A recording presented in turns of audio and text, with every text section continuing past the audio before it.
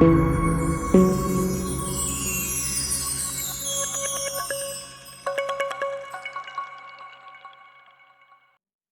¿qué tal? Bienvenidos a una nueva edición de Ciencia y Conciencia, este espacio, esta ventana para debatir y analizar aquellos acontecimientos relevantes que para usted puede no tener una explicación lógica, sin embargo, tienen una lógica dentro de la fe y también respaldado mediante diferentes investigaciones y estudios científicos. En la presente edición hablaremos acerca de los sacramentales. Para ello hemos invitado una vez más a Cristian Espinosa, director de ONG Padre Nostrum. Bienvenido. Gracias, Michelle. Bueno, yo sé que siempre me invitan, ya así que estoy contento de poder participar también en este tipo de grabación. Sí. Se impone como primera pregunta, ¿qué son los sacramentales? Bueno, primera cosa es bueno también tener claridad que la gente no lo sabe, pero los sacramentales son signos sagrados, ¿ya? Y que muchas veces tienen materia o una forma por medio de la cual se reciben ciertos efectos espirituales y que son de tipo de acto público, de culto y de santificación.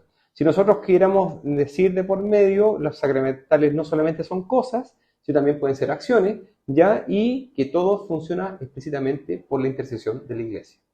Es muy importante dividir esto, y hay que no confundir sacramentales con sacramentos.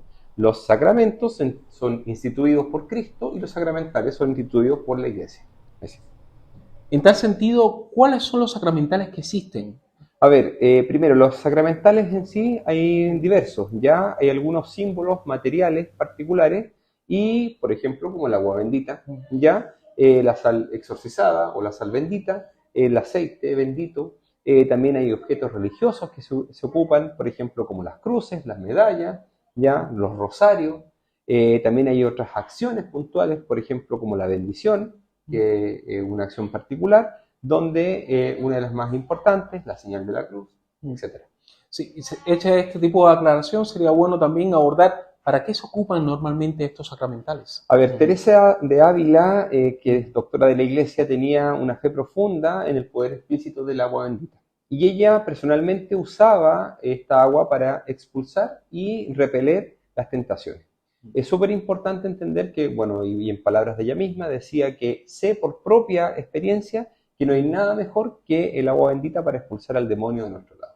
Si ustedes me preguntan, uno debería ocuparlo particularmente para todas las acechanzas del mal que muchas veces llega a nuestras vidas y que hay que tratar de sacar. Sí, hiciste referencia al agua bendita, sin embargo también hemos escuchado que tiene efectos en particular. ¿Pudieras profundizar en ese aspecto? Sí, a ver, primer efecto de por medio es atrae la gracia, ¿ya? Cuando uno se santigua con agua bendita nos trae gracias divinas, ¿ya? Por la gracia obviamente de la oración de la Iglesia, ¿ya? Y obviamente entendiendo que es uno de los primeros efectos que tiene. El segundo efecto está asociado directo con la purificación de los pecados que son veniales y también el reato o lo que queda de nuestra alma de los pecados que ya confesamos, que pueden haber sido pecados mortales, pero que no han sido totalmente expiados. Y el tercer poder del agua bendita es alejar también el demonio. Es importante entender, y esto también se lo explicamos a la gente, que la gente piensa que los muros de una iglesia, por ejemplo, o el piso, el suelo sagrado, no refrena particularmente el demonio. Explícitamente el agua bendita lo aleja y le pone una cruz de fuego en los lugares para que no pueda ingresar a ciertas partes. Nos han consultado particularmente cuáles son las propiedades del agua exorcizada.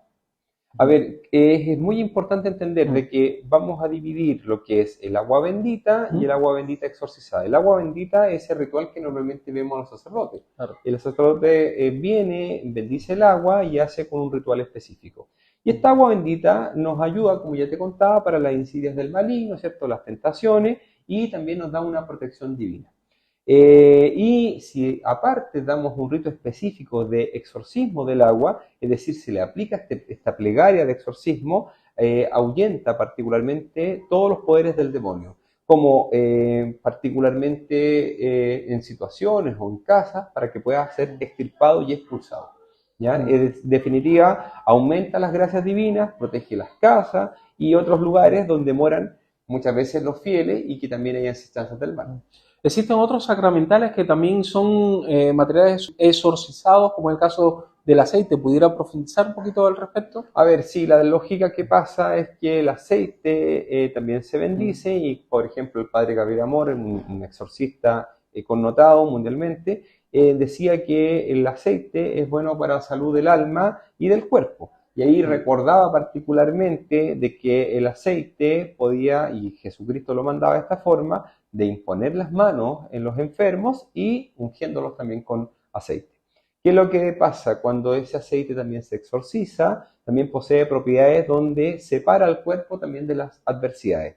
Por ejemplo, cuando una persona específicamente ha sufrido de algún hechizo, de algún maleficio o de alguna otra cosa que le han tratado de tirar a la persona e ingiere algo, por ejemplo, que tenga este maleficio, el aceite exorcizado ayuda mucho a desprender o liberar del cuerpo estas impurezas que venían explícitamente del alimento.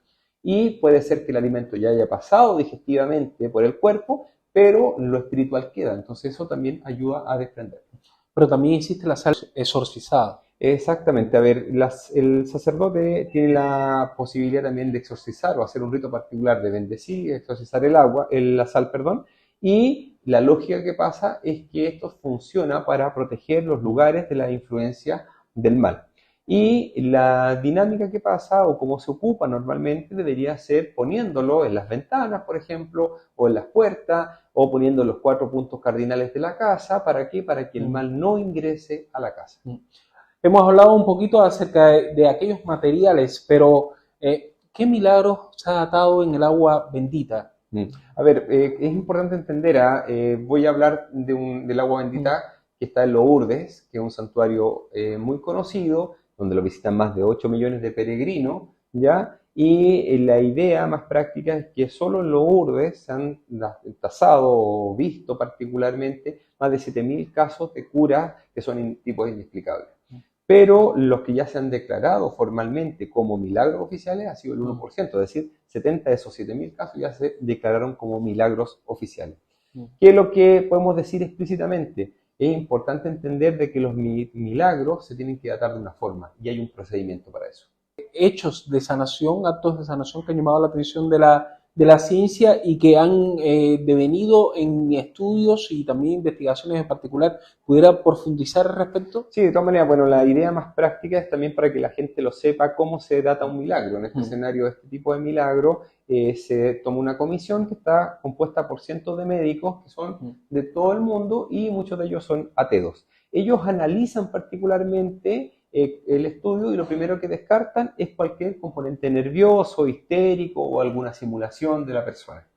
Después de haber analizado eso, solamente se quedan con las curaciones que son instantáneas y que no tienen una convalescencia. ¿Ya? Es muy importante eso. Y también el trámite, como no es sencillo, los milagros explícitamente no se declaran inmediatamente, sino que tienen que ser revisados y estudiados continuamente. ¿Qué es lo que hace normalmente? Que la comisión, si alguno de ellos, a lo menos uno, tenga alguna pequeña duda en torno a alguna interpretación de alguno de los análisis en general, automáticamente queda descartado el caso. Y también es importante saber que después de tener este milagro o haber tratado por el milagro, un año más tarde se reúne también explícitamente la comisión y vuelve nuevamente a analizar explícitamente la curación si se ha mantenido en el tiempo. En tal sentido, ¿qué pruebas científicas comprobables existen respecto al agua y otros sacramentales? A ver, las pruebas científicas que tienen respecto al agua, existieron algunos estudios que se han hecho. Dice que hay una suspensión explícita de las leyes microbiológicas y patológicas del agua, de Lourdes, por ejemplo. ¿Ya? En el caso particular, el agua fluye explícitamente en Lourdes, los que lo hayan podido visitar, entre 2 piscinas, una de hombres y otra de mujeres, y el agua se cambia 2 veces al día. Pero normalmente la gente que va a estos lugares se sumerge en estas piscinas y sumerge obviamente las heridas, úlceras, infecciones en general. En definitiva, hay una enorme cantidad de microorganismos patógenos que quedan en el lugar. ¿Qué es lo que pasa? Hay muchas personas que esta misma agua la toman y luego se la inyectan o algunos la toman, por ejemplo, o la beben. Y es importante entender también de que se han hecho varios estudios, por ejemplo, el doctor Vallée, en 1928 encontró muchos microbios, por ejemplo, como estafilococo, streptococo, que sé yo, cocobacilo en general, y que eran portadores explícitamente de graves enfermedades. Y el agua, particularmente, la toma y la inyecta a animales de laboratorio y la reacción de estos animales fue neutra, es decir, no enfermaron. Luego de 6 meses, nuevamente los vuelve a analizar y se dio cuenta que no había ningún tipo de lesión en ellos. ¿Qué es lo que pasa? Después de 6 años amplió un poquito la investigación y tomó agua también del río Sena. Y se dio cuenta que tenía exactamente las mismas bacterias que tenía el agua de Lourdes.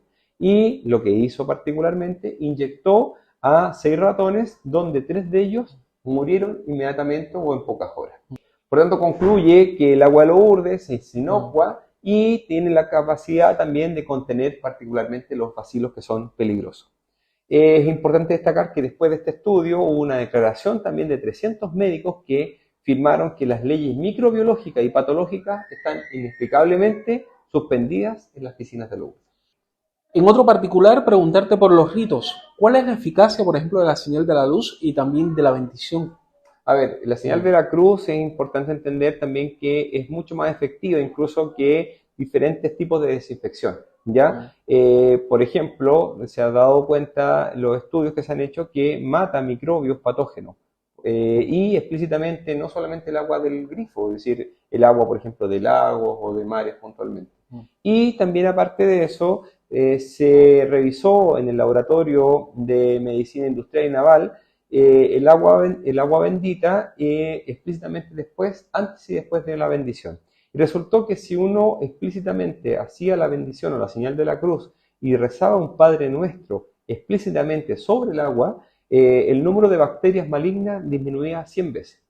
Y aparte de eso, ese resultado fue mucho mejor que cualquiera de los métodos científicos para poder venir y disminuir la cantidad de bacterias.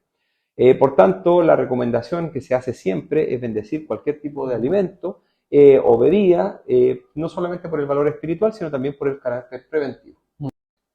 Puede resultar impresionante cómo un rito puede cambiar los elementos químicos de un compuesto, como es el caso del agua. ¿Tiene alguna diferencia el agua normal del agua bendita? A ver, si los espectrógrafos que han revisado el agua bendita han revisado esto y han visto que tiene una densidad óptica más alta, ¿ya? Como que si entendiera particularmente el significado de las oraciones y aparte lo mantuviera. Por ejemplo, en el caso explícitamente, la razón curativa que tiene el agua bendita, solo se ha visto curaciones en gente que tenga fe, en definitiva, gente que sea piadosa. Y, por ejemplo, también diferencia la densidad óptica según la creencia personal. Por ejemplo, cuando un sacerdote bendice el agua, la densidad óptica cambia 2,5 veces mayor. Y cuando un laico bendice el agua, un laico religioso que ore constantemente, solamente cambia 1,5 veces. Pero se probó también en gente que no era bautizada, que no tenía fe y que no rezaba constantemente, y los cambios en el agua fueron insignificantes, haciendo exactamente las mismas oraciones.